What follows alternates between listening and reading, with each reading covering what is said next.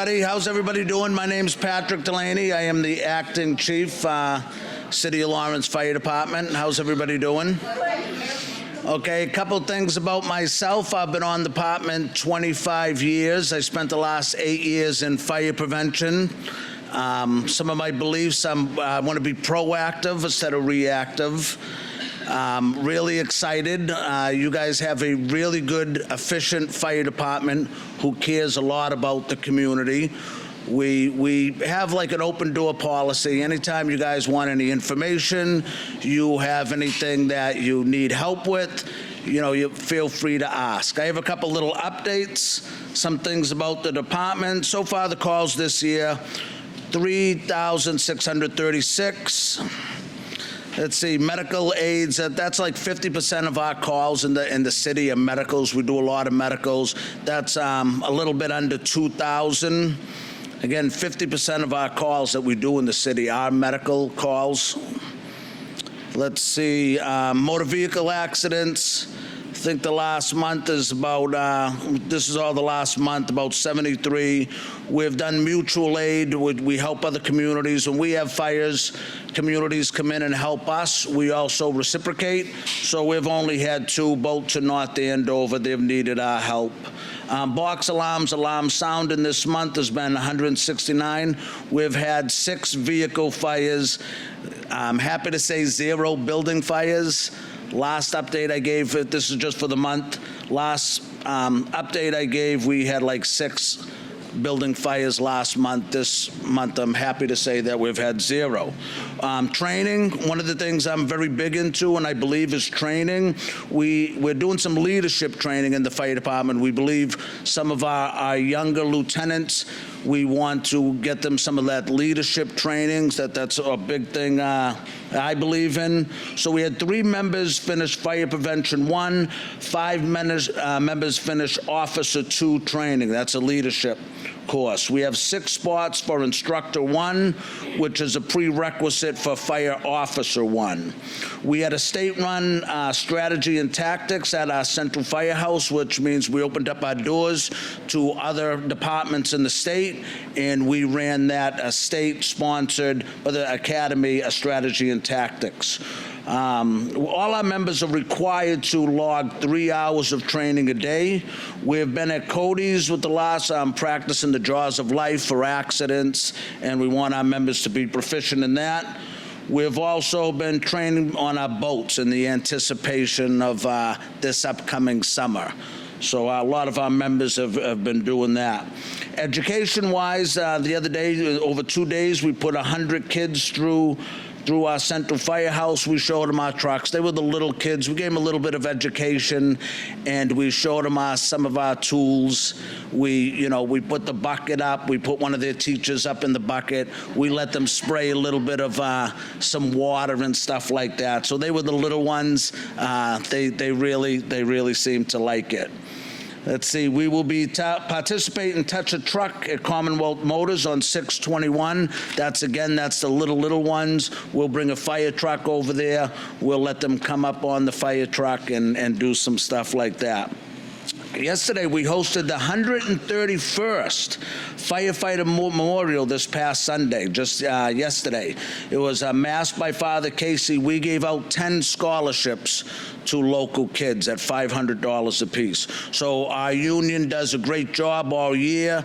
They go out and they have some parties. We have a golf tournament. They raise money, and that money we like to give back to the kids going to college. So it was the 131st year. So that's exciting. We're in the hiring process of 10 new members. It continues. Conditional letters of employment have went out to 10 new members. Right now, they have to do their physicals scheduled, and if they once they pass their physical, they'll have to do a physical component to make sure that they're ready to come on to the department. Let's see, fire prevention, we're assisting like the Oliver School get ready for their final inspection. That's it. The school is beautiful over there. It's a great thing for the city. We're trying to help them out with their fire alarm and their sprinkler, and there's a lot of intricate work, so we're going a little bit above and beyond trying to help them get some stuff and so they could pass their final inspection. Also, the Leahy School. Let's see, we're also, fire prevention's been working with the building department, assisting businesses to meet their requirements for outdoor dining. So outdoor dining is a good thing for a lot of the restaurants. So there's some things that criteria they have to meet. So we want them to be successful. So we're going out there, we're giving them a little bit of guidance so they could pass their inspections. Okay, because I believe as in the fire department and inspectors, it's our job to assist them. It's not our job to really say no. It's to show them how to do it, not to just go out there and show them not how to do it. We want people to be successful, so we try to go that little extra and show them how to complete it.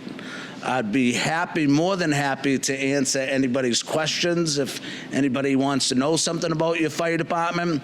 Again, you have a very efficient fire department that's trains every day. Again, our members are required to log 3 hours of training a day. We want structure. There's so many things that they could learn out there. They do an excellent job at it. Everything they do, they critique our calls, our medicals. There's a lot of tools they have to learn, their streets. It's never ending, the things that they could learn. But anybody have any questions for me? We, thanks to our Chief Moriarty who was here, we have a bunch of new trucks. Our trucks, I don't think there's any that are under 8 years old. So our fleet is in very good condition. We have a lot of state-of-the-art equipment. The trucks are doing very well. Our Snorkel's a big truck. That's a newer one. Ladder 4, most of our trucks are new. So we're sitting in a very good spot with our equipment, a lot of our equipment. We're applying for a grant. It's a very aggressive grant that we're going for. It's a FEMA grant. We have to still meet some requirements, but we're going really high with this one. We're asking for $1.3 million. In this next grant. It's a fire prevention grant. There's something new that came out. It's periodic inspections that requires us to really get into every single building other than 1 and 2 families. That's over 4,000 buildings. We're looking to beef up our fire prevention. Again, I'm a big believer in being proactive instead of reactive. We want to, I came from a fire prevention background. The last 8 years, so I'm a believer in stopping things before they start. I come from a firefighting family. I'm a 3rd-generation firefighter. My father was a firefighter in Boston for 42 years. My brother retired. He did 30 years in the Lawrence Fire Department. My nephew's a firefighter, and I have a bunch of cousins in Chelsea, places like that.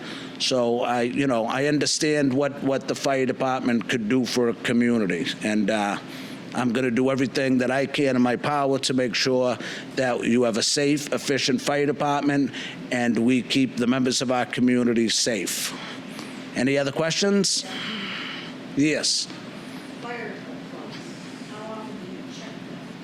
Because they changed on Greenfield Street, and they got the water pressure up, or there's water coming out. That's mostly run by the water department. The water department takes care of the hydrants. We're very interested in them. We work very closely with them. So we have a standard operating procedure that anytime that we open up a hydrant or there's damage or we use one for a fire, we have to report back to our alarm division if it was in good use, if it needed something. We're also looking to do something. We understand that sometimes when we open up a hydrant, that if it's in a community, if it's in a neighborhood, you might get discolored water.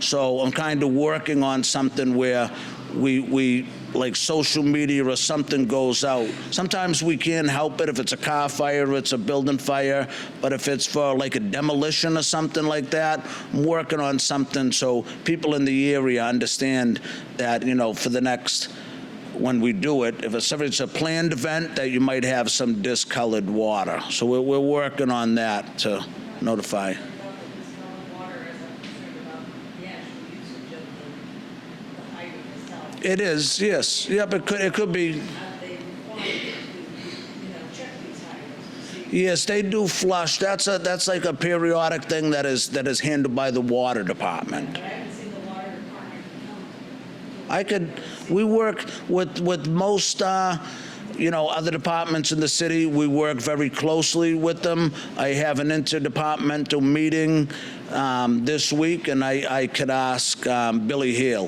Billy Hale runs the water department. He's very good. Should they be checking? That's like a required testing, so I'm not sure, but I could check on that. Since they fixed it, we had that big fire Yeah. in our street. Yeah, they have done upgrades in the city, so the hydrants are in a lot better shape than they have in the past. So they've done an excellent job over the last couple of years improving the water supply. So most of our hydrants, they're coded. I think I remember a B Gorb, blue, green, orange, red, black. That means blue is the highest, and then green, and then orange. So they're all color-coded. So when our members, when you have a fire, you know if you have a blue top to the hydrant, that's the best. Green, you're not going to get much out of red. Everything's changing these days where we have computers. So, the incident commander might have a tablet, and fire prevention has a tablet. And I have a tablet in my car where I might be able to tell a certain incoming truck, we have Andover Methuen coming in, I want you to grab a certain hydrant because that's going to be good water. So we're really modernizing a lot of this stuff. So it's a really exciting time, and I'm looking forward to it. Are all positions filled, or are you trying to? Most of our positions are filled. We do have a couple acting lieutenants and captains. Right now, it's an exciting time because we just had a lieutenant's and a captain's exam. It's always a great time of season when everyone's studying for the test because we have all these young lieutenants and captains. They're spending, up to 300 hours to get ready for these tests. They just had the test about a month or so ago, and the state says that this week they're gonna, send out the grades. So everybody's, it's nervous excitement around the firehouse because they put in a lot of work and they're waiting to see their results. And sometimes it's a difference of a point or two really makes a difference. So a lot of them are nervous, but they're excited, and we can't wait to see the results. And we're gonna, try to move quickly, make some new lieutenants, make some new captains. We're gonna get them some leadership training. They're gonna have some support from us, and it's a really exciting time. Yes. Oh. First of all, thank you for getting the thumb drives along. I got an email from them, you got it. Second of all, I've heard through the grapevine, you were an advocate for the assistant chief position. Yes. Now, I'm going to throw this out here because my mind works in strange ways. Sure. Would it make sense to take the emergency management director and put that into the same assistant chief position? That would be something maybe for the administration to answer. I didn't ask anything about the administration. We know what their mindset is. Yeah. We know where that's going, but I mean. It's definitely. That you would it's definitely a function that they could handle, but again, I've learned I can only control what I could control, and I am for the assistant chief position. We have a big community. We're a busy community. You know, I put us right up there with the New Bedfords, the Springfields, places like that. And one of the reasons this grant that we're going for, we're adding a lot of things. So I do stand behind that assistant chief. I believe we could put it to good use. It goes something with functional supervision, where you could report to one boss on one thing, another boss on another. I could probably sit up here all night and speak about that and give you the pros and the cons, but yeah, I'm 100% behind that. The only reason I brought it up is, how often does the city of Lawrence get into a situation that requires an emergency management situation? Very, very infrequently. Yeah, Ron, to different levels. We deal with that on a daily basis. To tell you the truth, to some level, we work very closely with the police department. We had a unified command presence down the boat ramp when we had that incident looking for the little boy. That was, similar. That was a unified command with the police and the fire department. So we go, when you talk about that stuff, you talk about your FEMA and your NIMS 100, 200, interoperability and being able to work together. The police do a very, very good job on it. We're looking to do some trainings together, but for every incident somehow falls under that, whether it's a fire, whether you have a mass casualty. A mass casualty, that by definition is more than you can handle.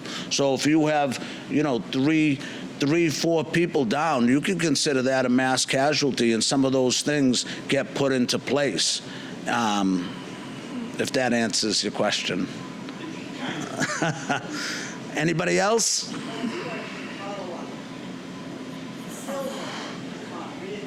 Oh, somebody must have painted that. There is no S on my Bigor. Blue, green, orange, red, silver. Somebody could have came along and painted that. I'll have to look into that. There shouldn't be a silver. Yeah. Where is that? I grew up on Greenfield Street. What number? That's down the other end. The good end is up near the Common.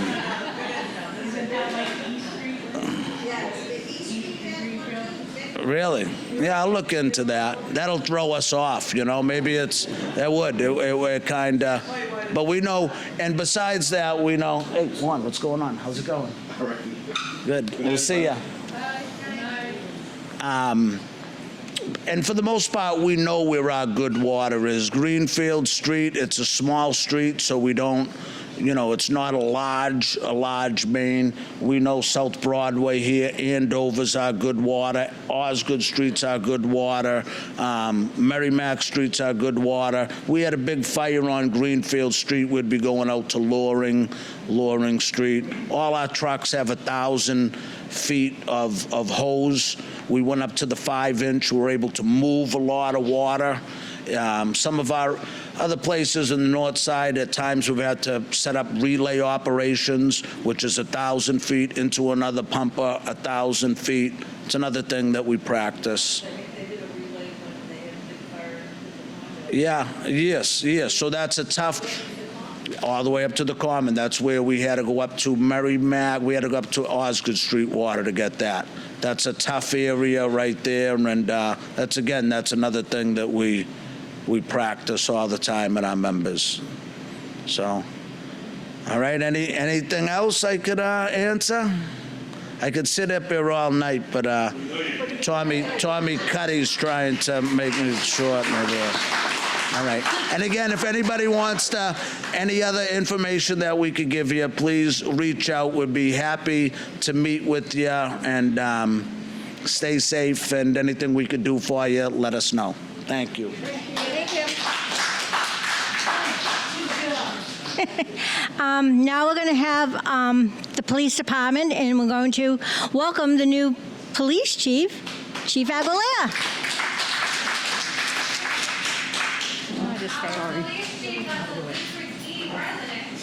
Wow. So good evening, everyone. Nice to be here again. Good to see you. We'll start off by some of your numbers in your neighborhood. This is Officer Sandoval, if you don't know her. This is the younger, better-looking version of Tom Cuddy. So Mace was in community policing for many years. She's been an officer for a lot of years, and she's now transitioning over to the role of public information officer. Is that correct? Public relations. Public relations officer, sorry. So she'll start off and give you the numbers, and then we'll get into a few. I know everybody wants to hear from the chief, but you're going to have to hear from me first. Go ahead, Mace. Good evening, everyone. It's a pleasure to be here with all of you. As the captain just mentioned, my name is Maciel Sandoval. Please feel free to call me Mace. And I'm very happy to be able to join the team with Tom Cuddy as the public relations officer. I look forward to being just another point of contact for all you. As the numbers relate to the South Lawrence West, homicides, we have 0 compared to citywide numbers is 0. And these are numbers from the time frame of March to May of 2025. Robberies for this area, 0. Citywide, 4. Non-domestic assaults, 1. Citywide, 27. Residential burglaries, 0. Citywide, 10. Commercial burglaries, 0. Citywide, 7. Larcenies, we have a number of 2. Citywide, 24. And motor vehicle theft for the area, 2. Citywide is 29. Thank you. So again, quickly before I turn it over to the chief, just a couple of good things that are happening in the PD. We had 5 officers, I think the last time we told you, graduated from the Northern Essex Academy. Those officers are now off their FTO.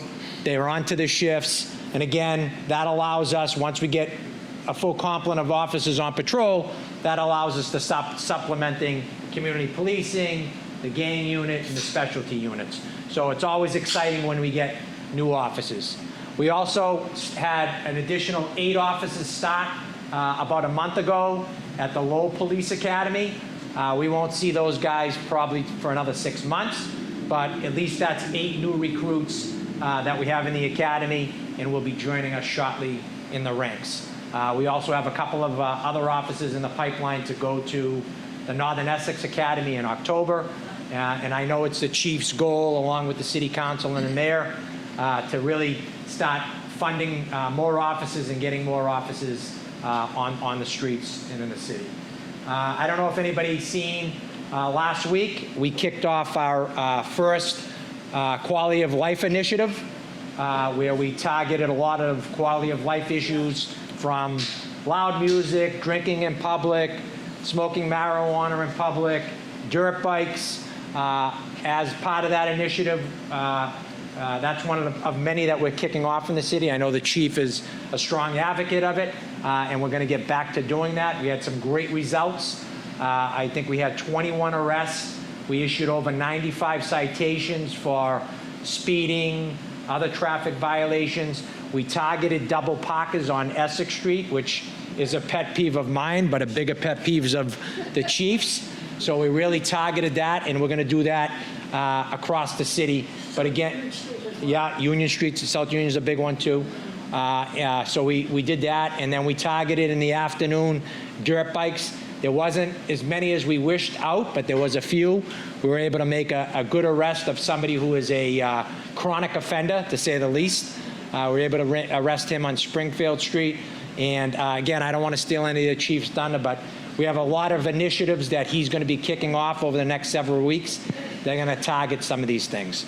So again, just a reminder, it's starting to get warm. A lot of the loud music is going to start again.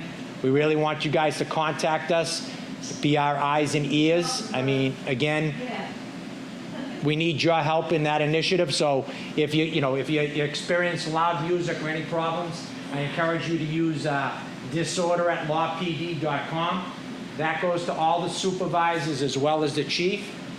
So again, if you're not getting any results, we'll see that you called again, and we'll make sure that you get results. So please use that. What's that? I'm sorry, email. Email disorder@lawpd.com, or you can call the non-emergency number, which is 978-794-5900, and then you can hit extension 501, and if you get no results, you can hit 506 for the supervisor. Okay? Any questions for me before I turn it over to the man of the hour? They do. There's a lot of bikes go down by the South Lawrence East School, the ballparks there. Yep. And between 5 and 6, there's 4 of them coming there. So again, I don't want to steal his thunder, but we're gonna shift into a different mode. So again, it's very difficult for us to target the dirt bikes Yeah. for several reasons. We can't chase them. We can't block them. We can't corral them. We can't do a lot of stuff. So again, it poses a significant problem for us because it's tough for enforcement. The only way we get any success is when we bring in the state police, they bring the helicopter, and we target 1 or 2 bikes, and we chase them all over the city, and we make a few arrests. So we're going to start shifting gears. We've been putting the word out at meetings and asking people to give us information.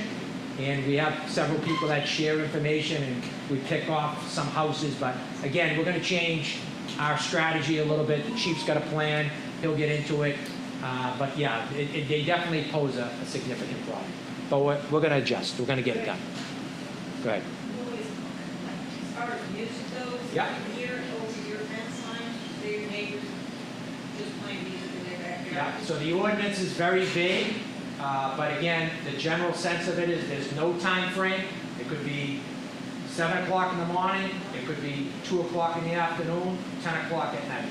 If the noise, 2 o'clock in the morning is a little ridiculous, but if the noise goes over your boundary line, it's a violation of the ordinance. And again, that's where officer discretion comes in, okay, and we come, and again, if it's 2 o'clock in the afternoon and they're having a kid's party, we'll say, hey, tone it down a little bit, but we kind of use common sense. But 2 o'clock in the morning, obviously, is unacceptable. So certainly, make sure you call, and if you don't get results, like I said, call back and get a hold of the supervisor, and we'll make sure that something gets done.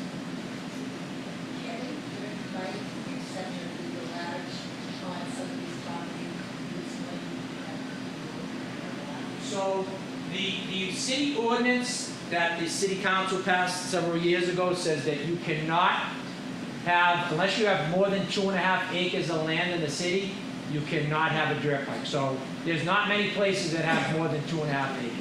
Now, same thing, ATVs. Now, this is where we got to use common sense with this though. If the person owns ATVs and they're taking them up north, that's not a violation. But if the person has a dirt bike or an ATV and they're driving on city streets and you're seeing it in the neighborhood, you let us know that, that's a problem. They come on Brookfield all the time. Yeah, again, we need to know where they're being stored. Yeah. So again, that's why we're going to call on the public to give us information. And again, there's a lot of people that do share the information with us, and we're not going to let people know who shares the information with us, but you're our eyes and ears. We don't live in your neighborhoods. And if we can't chase them to find where they're going back to, it poses a big problem for us. So, absolutely. Any information you have, we'll get it to us. What streets were the 2 vehicles in South Lawrence overnight? I don't think we have that. I can get it for you though. Yeah. And again, with the stolen, or question of what streets were the vehicles stolen, without even knowing what they were, I'm going to assume that somebody left their key fob in the car or the keys in the car. That's a very common thing. So that's what it probably was. Somebody left the car running, somebody seen a crime of opportunity, jumped in, and took off. What did you say, Tom? There was somebody else that? I thought he was pointing to me. Any other questions from me before I turn it over to the chief? All right. The man of the hour, the new chief.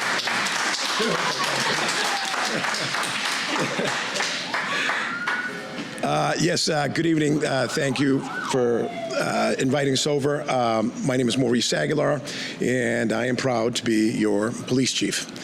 I know that the last 3 years or so have been a little chaotic. You've had different faces here portraying themselves or whatever the case may be as your chief or whatever the case may be. But at the end of the day, the mayor hired an outside company to have a national police chief search. And we have to really be thankful to our city councilor, Stephanie Infante. She participated that, and the council president for having her be part of that. It was very, very rigorous. I know that took a lot of her time. It took a lot of my time as well. But at the end of the day, we have a solid, qualified police chief before you, and I will be here at the very least for 3 years with you, if not longer. The reason that I think it's important to note a couple of things. Number one, I am not your police chief because I'm local or because of whatever the case may be.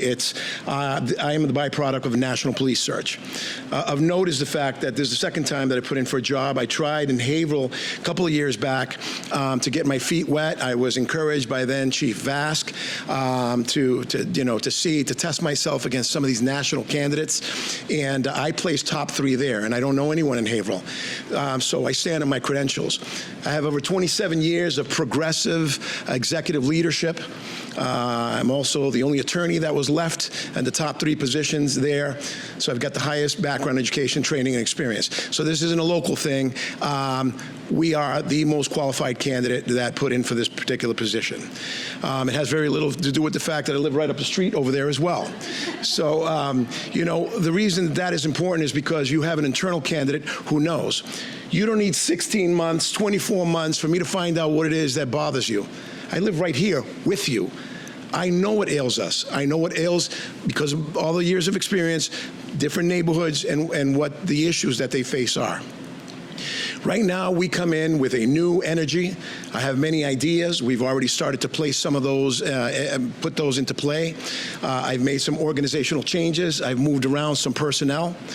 My intent and my goal is, yes, I want to fortify, I want to hire, I want to use as much money as I have to get as many police officers as I can get. And the reason for that is very simple. We don't burn out our troops that way.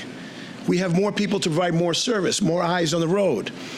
I can strengthen all of my proactive units, the gang units, the drug units, the community policing units, all the specialty units, motorcycles, bicycles. I'll have them out there all to give us the service that we pay for as taxpayers and the service that we deserve, okay? And that's as simple as it gets.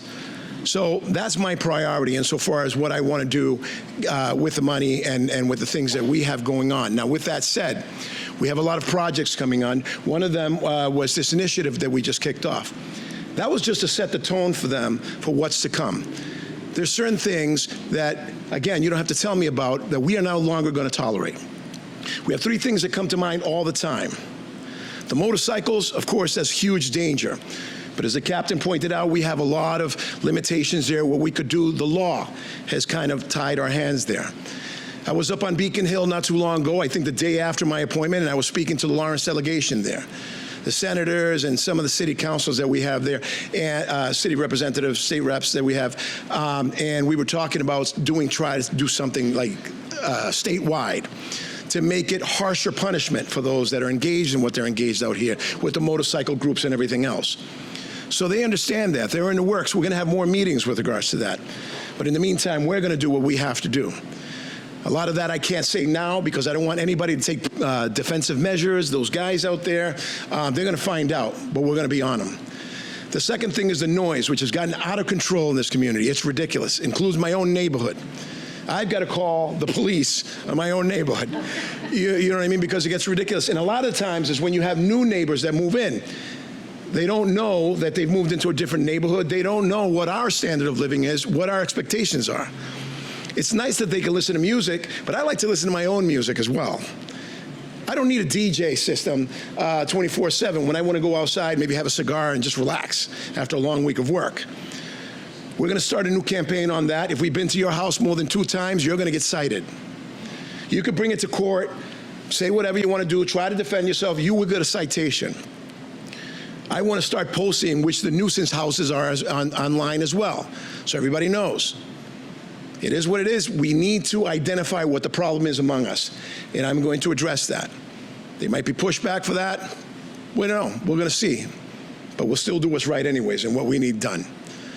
So between that, the motorcycles, that, and then again, we have the vagrants. I'm not talking about homelessness. That's an unfortunate incident. And for that, we already have a unit. We go and do outreach. We feed them. We clothe them. We try to have them find their way back home. But at least 70% of the vagrants that you see out here are not from here. And what I mean from here is the Merrimack Valley, because we have some from Methuen, whatever. I consider them locals. But a lot of them have imported from other cities and other communities to be left here. And we're stuck with that. And our resources are drained dealing with that.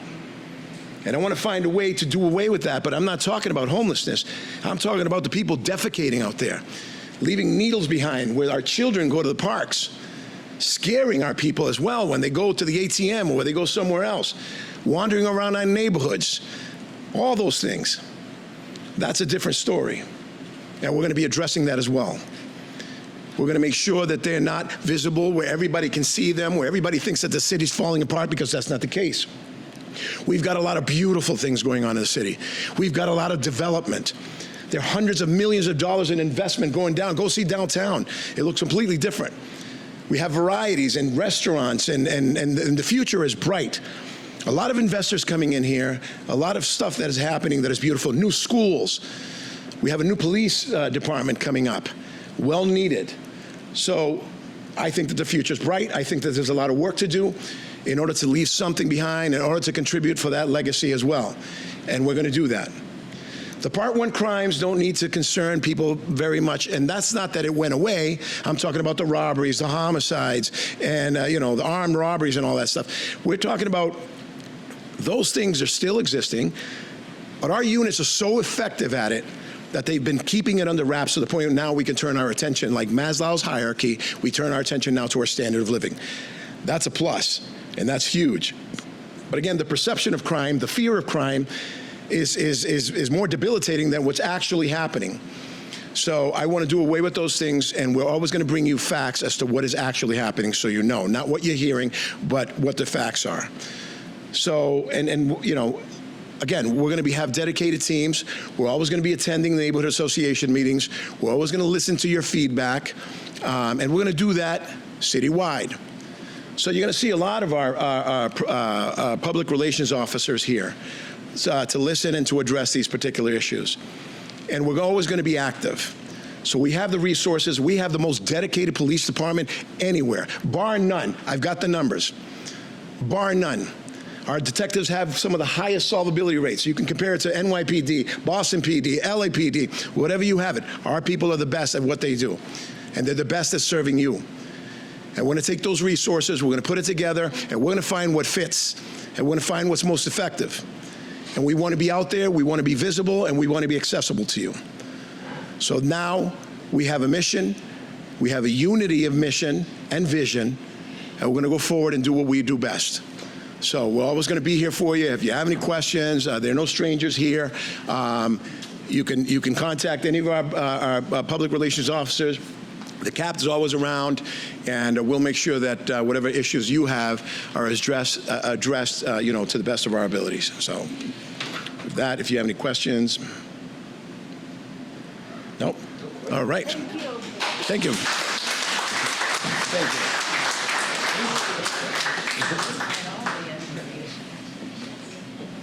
I can give us okay, now we're going to have District Councilor Stephanie Fonte and the Council President Giovanni Rodriguez. I want to say, and I know we just heard from the Chief, but congratulations, Chief Aguilar. As he mentioned, I was part of the Police Search Committee, and it was a very intense process. It was, there were many highs and many lows throughout that process. I am just happy that it's over and that we have a permanent chief who isn't afraid to put his foot down and make the right decisions for our community. So thank you, Chief.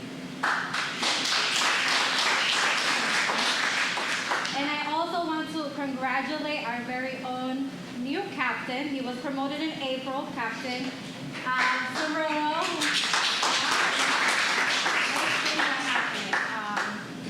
Speaking of that, since I'm talking about the police department, I'm going to go right into the industrial park.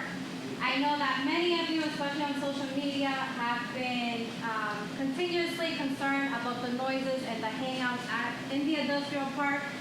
I read a comment from a constituent that stated, why do we always need to report it? They should know this is an ongoing issue that we have in that area. And rest assured, those same words, I did say it to the chief during his confirmation process. And he mentioned to me that, which to his point, that's a good point, they don't always know when or what time these are happening, which is why it's important for us to report it. But with that example, I want you guys to know, even when I don't respond on social media or etc., I am seeing the comments and I am bringing it up and I am reporting them. However, on the flip side of that, between the police search committee, right afterwards, I got into a vigorous onboarding training for my full-time job. So I have not been so much on my A game lately, but that's exciting. I am behind on emails. I do want to apologize to my constituents if you have not heard from me yet. My goal is to go through all the emails I'm behind on this week and bring myself up to speed. So I apologize for that, and I'm just going to be honest about where I'm at. I was going to start off, aside from all of this, I was going to start off with the budget, but we have the council president that's going to be here, that is here with us, that wants to address it, so I'm going to skip over that for now. I want to give an update about the bridges. So a few weeks ago, we had an update from the planning department, the city's planning department, that they're looking into federal funding to fix our bridges. And one of the areas that I immediately brought up is this Andover Street Railroad crossing bridge that we have. As we all know, the foundation has been getting worse and worse throughout the year. So I did emphasize that I hope that the city includes that area as a priority to fix when we find these monies or funding to fix these bridges. We've been having a mini-series of public safety issues throughout the month that that pertains, for example, packages being stolen, things like that have added up to being a bigger issue. I can tell you that I've been working with the police department to resolve that, and also with other city departments. Out of this investigation, we actually discovered a situation in a home near the Lisa Lane area that has been inviting certain individuals to their home that have not been the best within our community and has posed public safety issues, threats. I went there with the inspectional services team and also Lieutenant Fleming to inspect that house with them. I had to be, I was all suited up and everything for obviously safety concerns. And we found violations in that home that could possibly, for example, blow up, like a fire in that building. So we addressed those things.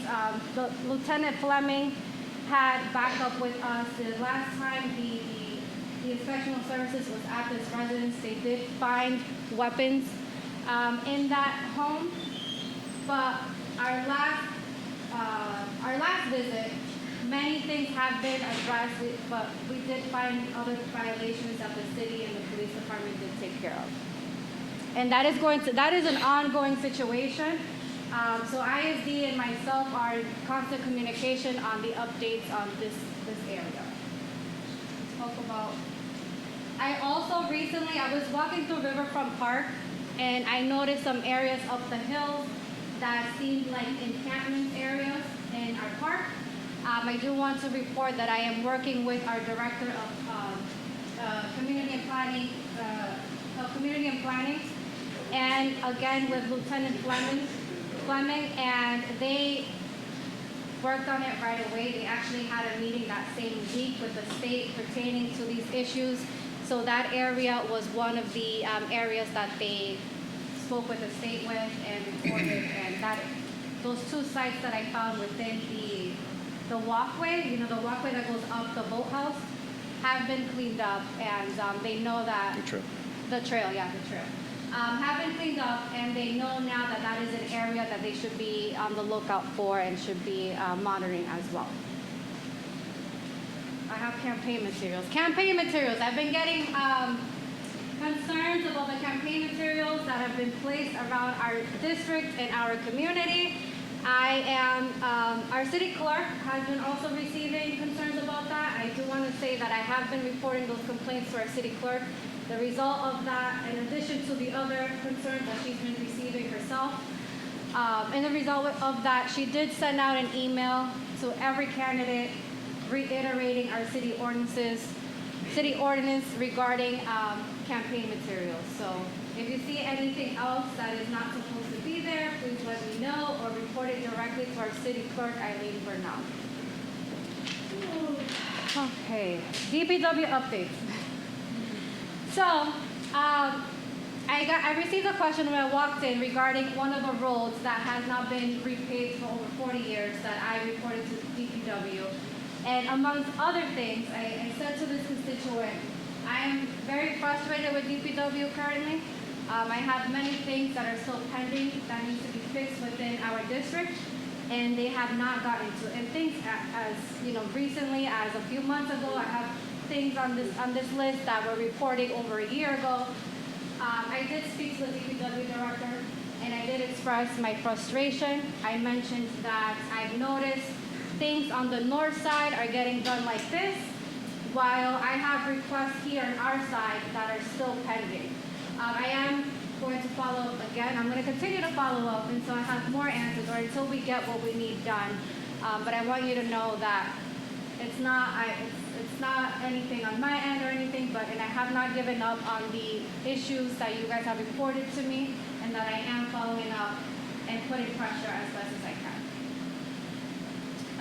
One of the most major update or construction that's coming to our district, we have part 2 of the rail track project, of the railroad project. Glen Street is going to be reconstructed. The rail track that we have on that street is going to be moved to the side street. Right now, as you guys see when you drive by, there is a safety concern in that area, especially in that corner of Beacon Street and Glen Street. That is also going to be reconstructed. The sidewalks are going to be, I think they're going to be pushed out more to the edge with new signages and new markings to ensure more safety in that area.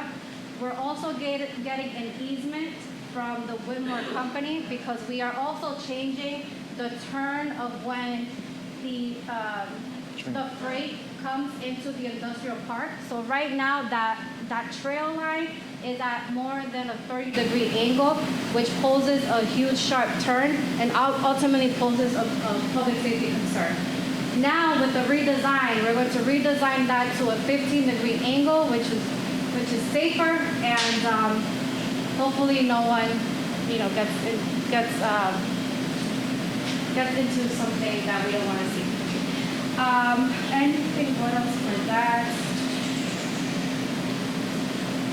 I think that's it. Pertaining to this, like I said, this is going to be the major construction that's coming to our community. So if you live in that area, that Beacon Street, Glen Street, just be cautious. If there's another way when that construction starts, if there's another way that you can travel, I would recommend to avoid it.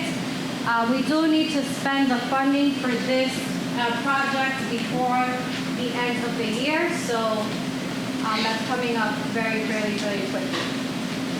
And I feel like I am forgetting other things, but that's it, what I have for now, until I remember the rest.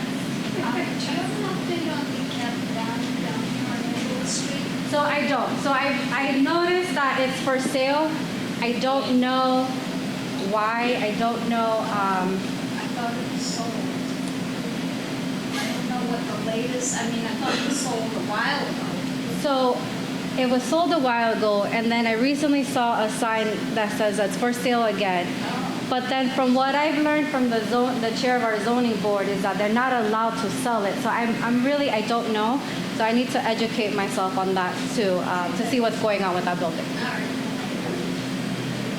Yes, Counselor. You brought up the issue of the Citizens Police Selection Committee. Do you think that the membership in that committee was an adequate cross-section of the Lawrence community? All I want is a yes or a no answer. Yes or no? So George. Could it be yes and no? Any other questions for me? Yes. You're talking about the railroad, the bridge, and stuff like that. Yeah. The only user of that track is Whittle. So that's changing. Whitmore has been working with other companies within that industrial park area. They did, I guess, I would call it research to see if there are any other companies that would benefit from having a freight shipment directly to their businesses. And what they learned is that possibly 2 or 3 other businesses could use it. Key Polymer used to use it. And that line on Shepherd Street has basically been shut down tonight because they don't use it. So it's less and less people are using it. Years ago, that track was used a lot. It was used by the So I mean, it looks like there's a grant or whatever money's going to be spent to fix a bridge, to fix the track, and so forth, for the purpose of only one company. It seems. So the bridge itself, that's more of an overall general safety concern because it's over a main road. No, I like that. understand. Yeah. If literally, if you weren't servicing, if Whitmore wasn't being serviced on that line, you could stop it right down here. And turn it into a trail, whatever. But it seems like a lot of money is going to be spent to service one company when there may be an alternative to that company to get their supplies. So I see the concern. What I can say is that another major company within that industrial park that reported back that they could use it or are interested in using that is the Unitex fabric company. So they're one. But overall, that even here, that area, like this is still a safety concern in general.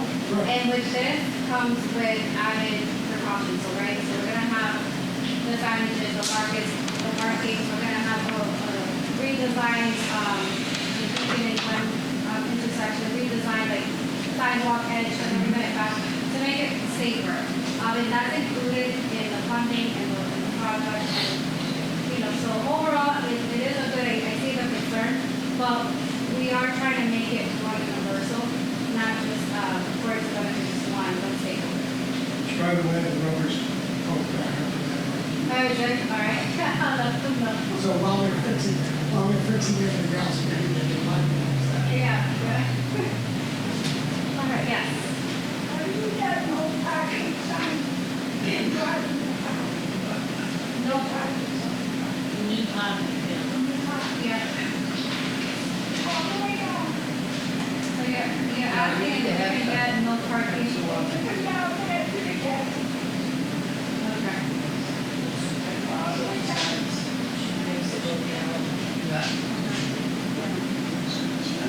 Yeah. All right, thank you. Any other? All right, thank you. I'm now going to pass it to the council president to give you an update on the FY26 budget. All right. Well, my name is Giovanni Rodriguez, and I'm the City Council President. The mayor has submitted a budget to the City Council that is a balanced budget. He submitted back then in May 10, I believe. After our shadow, he have up to May 15th to submit the budget, and he have done that. The process is as following. It gets submitted to the City Council. The City Council have the opportunity to review the budget and we're going to have a meeting to discuss the budget at the full council once the committee sends it out to the full council. At the full council, we're going to have an opportunity to review it. We're going to have the opportunity to reduce or cut the budget, approve the budget, or simply not approve the budget. And then that's another process. In the meantime, we have a fiscal year 2026 budget for the amount of $469,611,865 for a total increase of about $34 million more, about $35 million more. Most of that funds is going to the schools. 74% of the budget go to the schools, to the school system, out of Chapter 17 funds. Out of that, about 96% of that budget come from the state. And we are responsible to provide about 4% of the budget. But we have the LE present, that she can actually speak a little more when it comes to those specific numbers. And overall, the budgets that the mayor has submitted have a significant increase due to the fact that we have three main projects that are going on at city-wise. 2 different schools and the police department. Out of that, we use about $5 million out of the reserve funds that we have allocated since 2022, 21-22 for the payment of those mortgages in the meantime. About $5 million to be able to balance the budget. That's the reason that we have a balanced budget. Also, I need to say that the services that we're going to be receiving as per the mayor's information on the budget, we're going to have the mayor, the administration, going to be providing fundamental services. They're going to have a lot of challenges. They're going to have cuts. There is going to be a lot of vulnerabilities. They're going to have cuts when we're going to be receiving or should be expecting cuts from the federal government. We also should be expecting cuts to our education system. We're going to be, as per the information that he provides, we are going to be receiving cuts or less money on the CDBGs, even though this information was changed later on because they find out that we were going to be receiving a lot more. We're going to be receiving also cuts when it comes to the inspectional services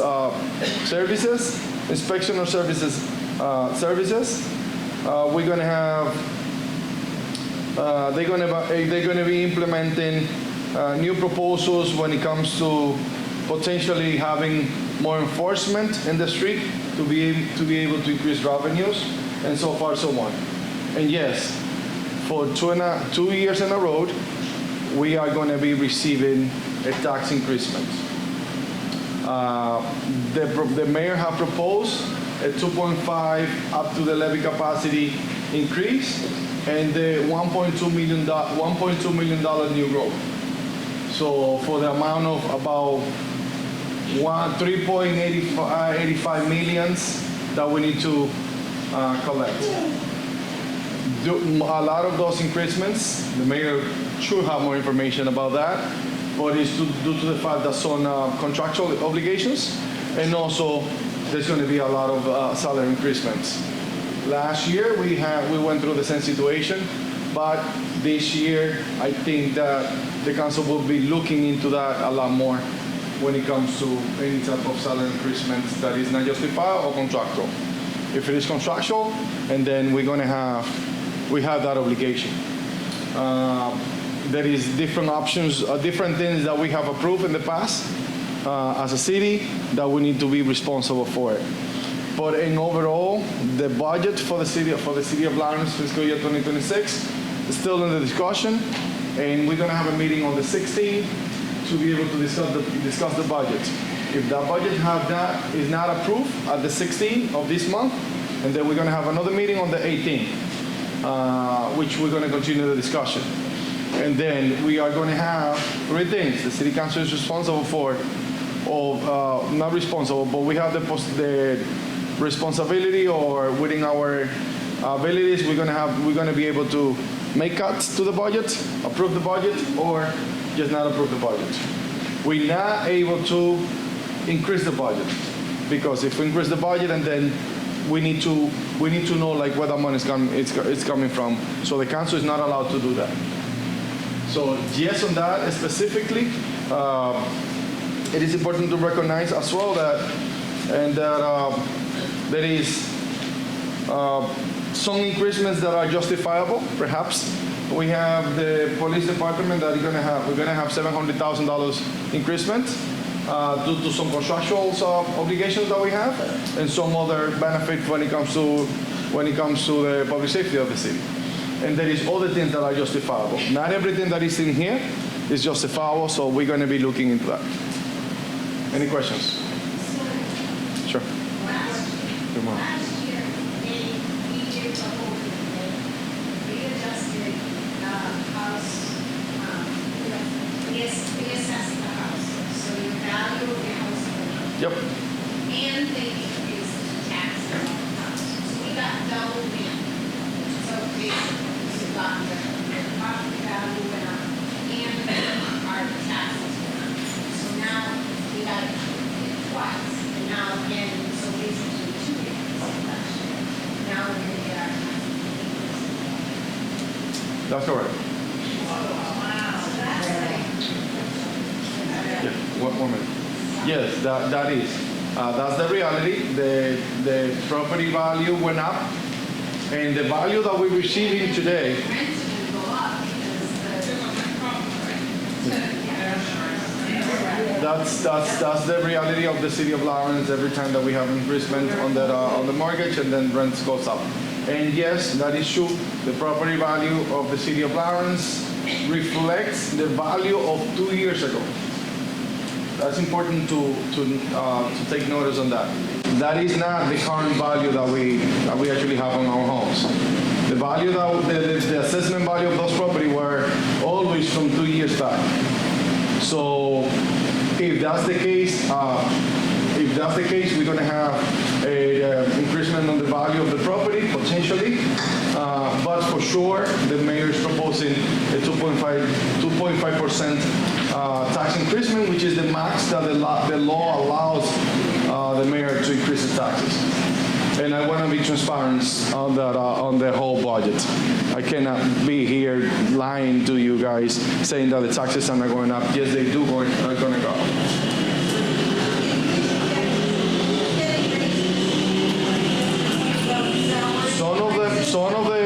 Some of the raises that we have here are justifiable because they're contractual. Some of them, they are not. And we're going to be looking into that for sure.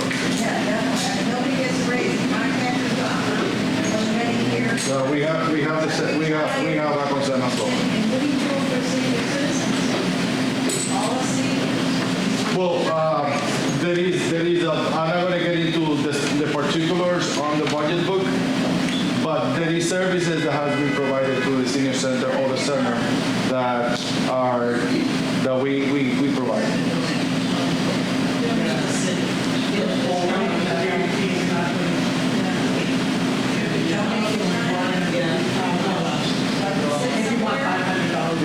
You give me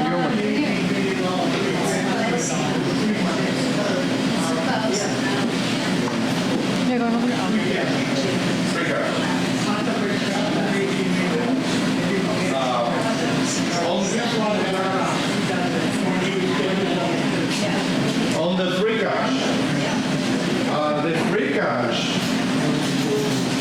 we have a specific amount that I can definitely bring the current amount that we have. I don't have that on the top of my head right now. About 15? 15 million. About 15, but I will get you the right number. About 15 million. On the last few years, we have used the free cash to balance the budget. But that doesn't mean that the administration is not choosing to raise taxes. Because last year we used $5 million out of the reserve funds and still increased the taxes. When he did his speech to the city. We had 18 years old. That was a big one. Number two, who's paying for $1.2 million reconstruction of the third floor? Then you go, Where does that money come from? the new road, you're talking about the new road?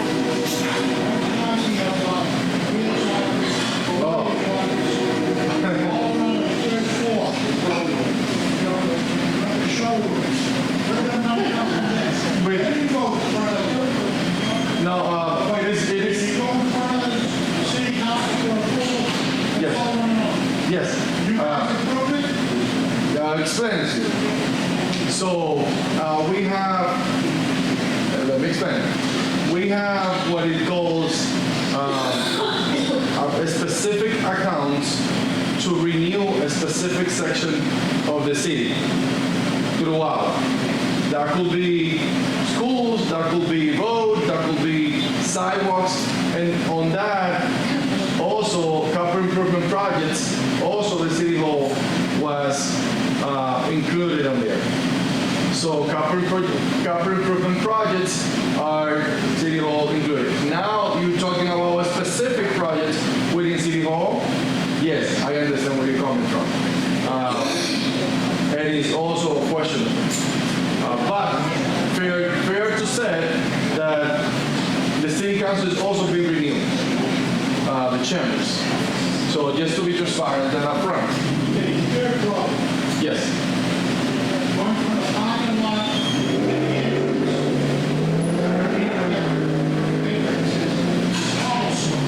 Yes. Everybody that's handicapped has a problem. They have a wheelchair.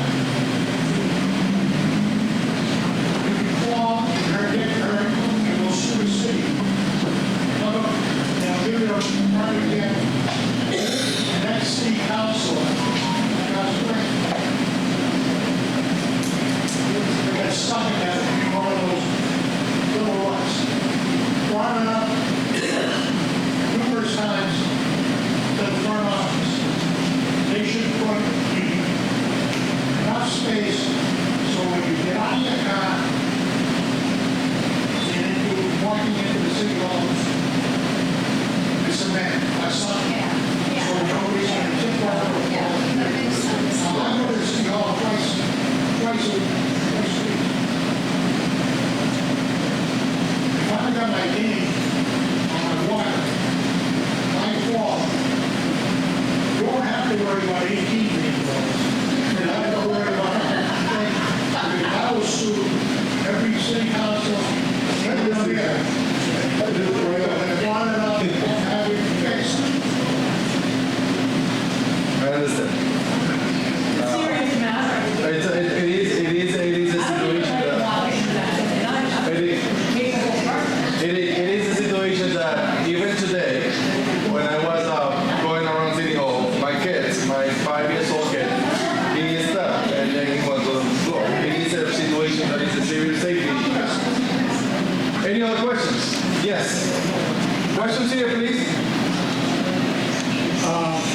This is a suggestion. Yes. In the past administrations, the mayor's office has always run at about $500,000. Maybe a little more. I believe the last budget, the mayor's office was $1.2 million. It's about the same. We could easily save $500,000 if the city council carves out that money for the waste that's going on in the mayor's office. So the mayor current budget is about $1.2 million. Yes, it went up from 6 staff to 10, and the salaries went up because there is a position there. It was not there before, now it's $280,000. That's the reality. Why are we paying that position $208,000? What position is this? The advisory city council can easily cut that budget. All you gotta do is pass it out. Enough of you have to get together. Finally say to this man, you're not gonna waste money. Yes. Having an individual who advises the mayor is ridiculous. What do we need the mayor for? If we've got somebody who has to advise the mayor, why do we have it?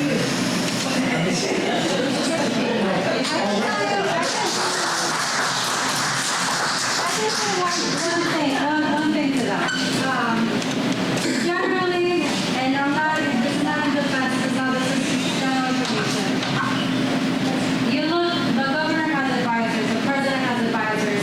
Typically, higher ranking officials have at least one advisor. What I can tell you about the city's advisor, and this was, I don't know if you guys watched that budget meeting particularly, but Councilor Luzon and I brought up the situation that we're currently having with this administration is that their chief of staff is not showing up to anything. Exactly. Their chief of staff is not doing their job. However, who is doing that job and other people's job, it is showing, at least showing face as of right now, is the mayor's senior advisor, which should not be like that. But he's the one that's coming in front of the council. And get rid of the chief of staff. I mean. That was the concern we brought up. That was the concern we brought up. And we were like, why are we funding this position if the chief of staff is nowhere to be found? So that's the comment I'm going to make pertaining to. And that's absolutely true. I mean, if we talk about who is coming up in front of the council, there is one person that comes up. Everything that needs to do with it. And that's fine.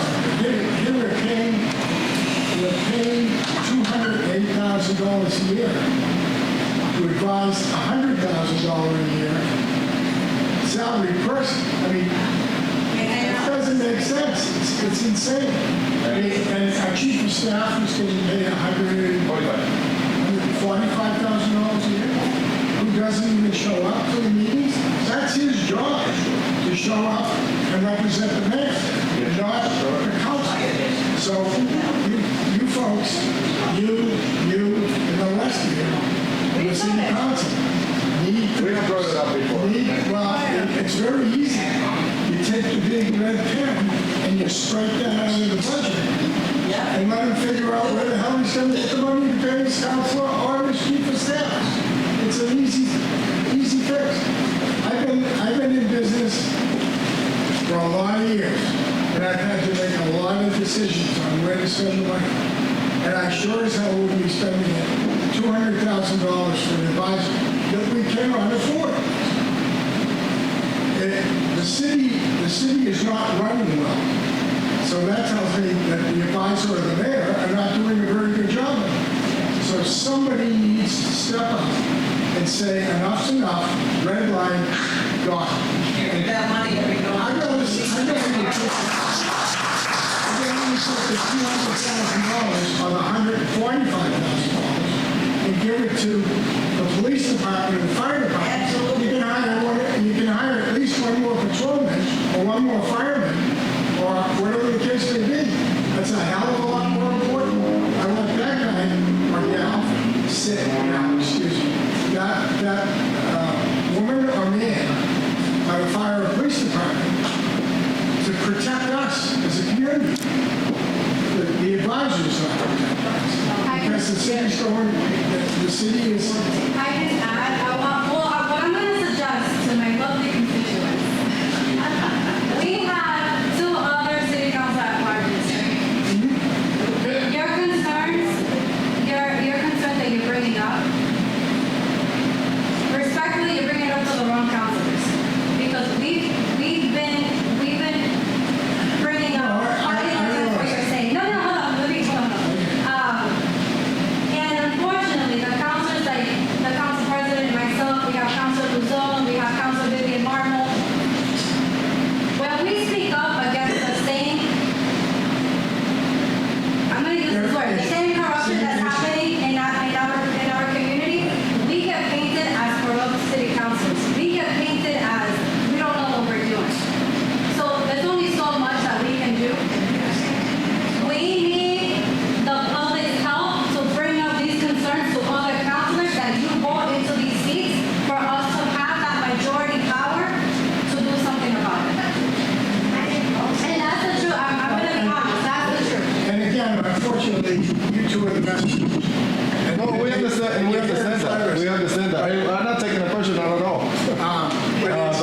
pretty sure Stephanie Infante either. Vice President Infante is It's not. criminal that we are paying that kind of money. Well, and you made another comment, because Stephanie and I had a conversation about the Department of Public Works earlier today.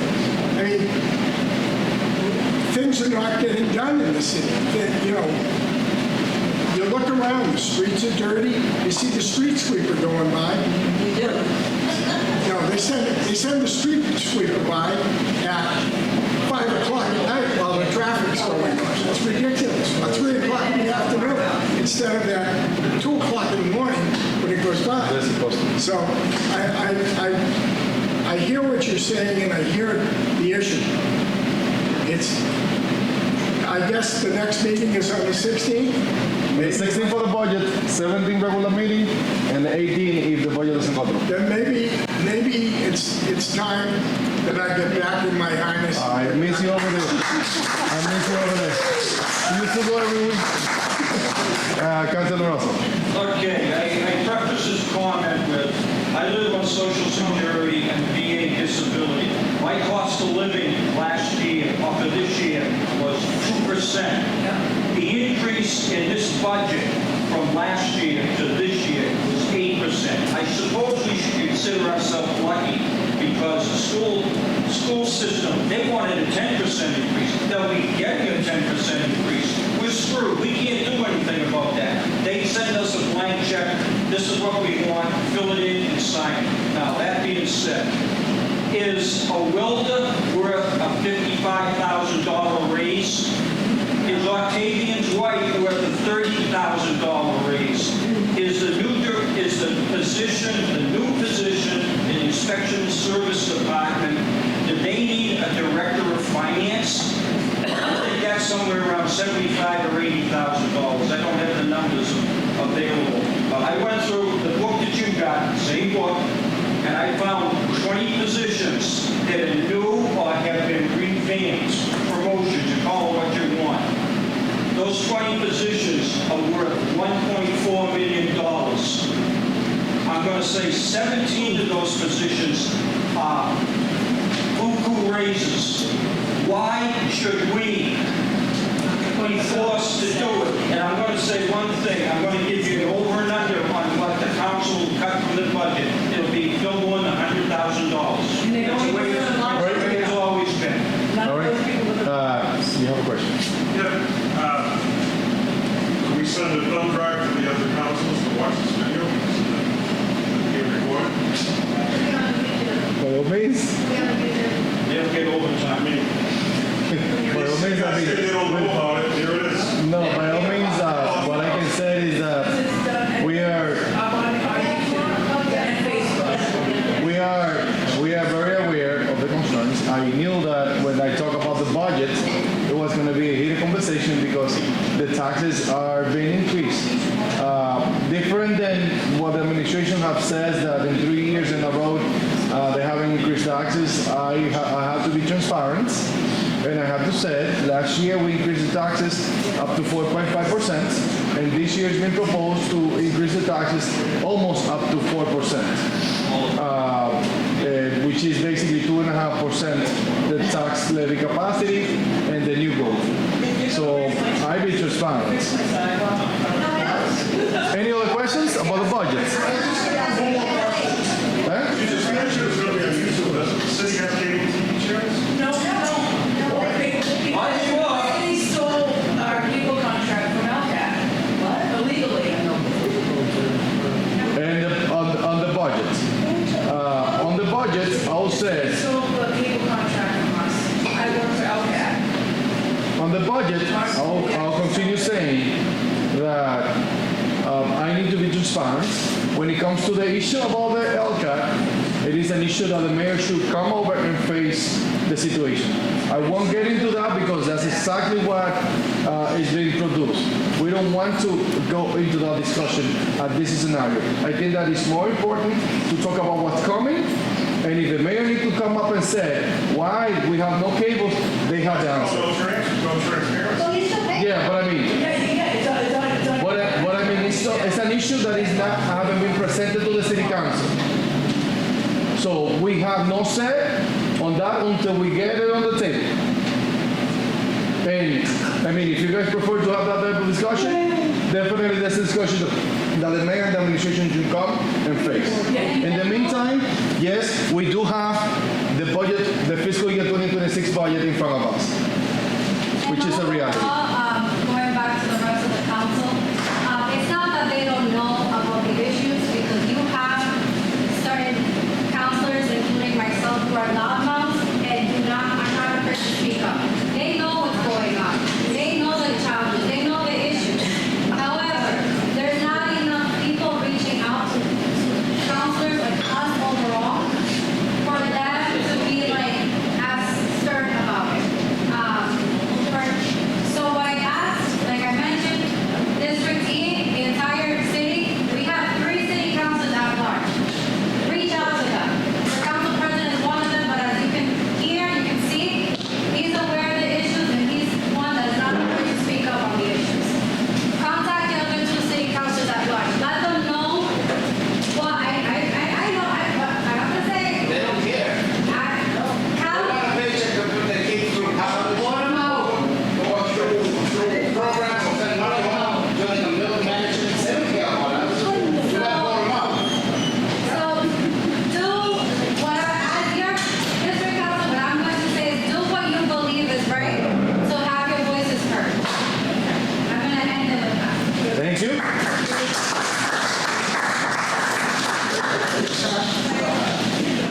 First of all, I'd like to tell you about a high school student. His name is Argentis Luciano, who had an amazing spring. He was the upper school valedictorian and the winner of the Craig Medal. Best student athlete, was Division I state champion in the discus, broke the 46-year-old school discus record, and committed to Brown University. He's going to an Ivy League. He's a high school, he just graduated. Lawrence High School track athlete, Kristen Reynoso.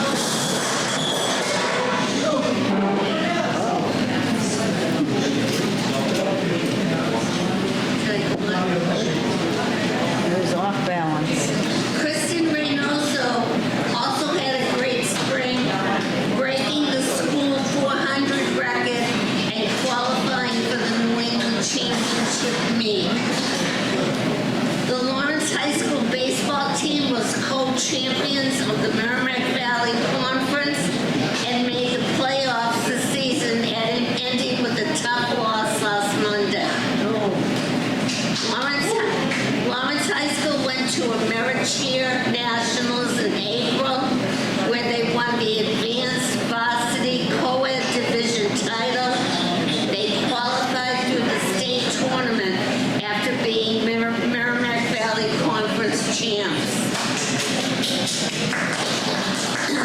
Now we'll switch to the art program. Lawrence Public Schools' first ever outdoor music concert on May 15th was a big success, with over 120 students from 12 schools, music programs, giving 21 performances for families and the public on Campagnon Common. The annual Lawrence High School Dance Showcase was held at the PAC on Thursday, June 5th. And this is really a big one.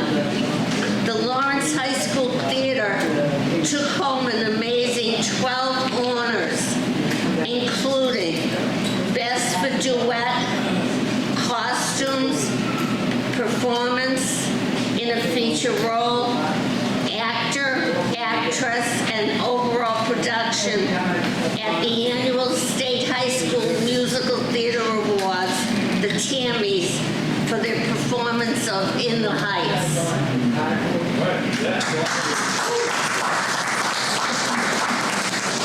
The Lawrence High School mock trial team brought home first and second place, as well as runner-up in the Lawrence Bar Association speech contest for this May. Mock trial also brought home 2-1 record in the state tournament while arguing a complex liability case. On May 30th, Lawrence Public Schools celebrated its largest ever spring high school graduation with 789 students receiving their diplomas. And I understand that this is the largest in the state, the largest graduating class in the state. Lawrence High School had the most Alpin recipients over this year with a total of 163. The Alpin is Lawrence High School's highest academic award presented to juniors and seniors who have earned a cumulative grade point average of 3.8 or higher. Now, that's basically what's happened towards the end of the year, culminating the school year.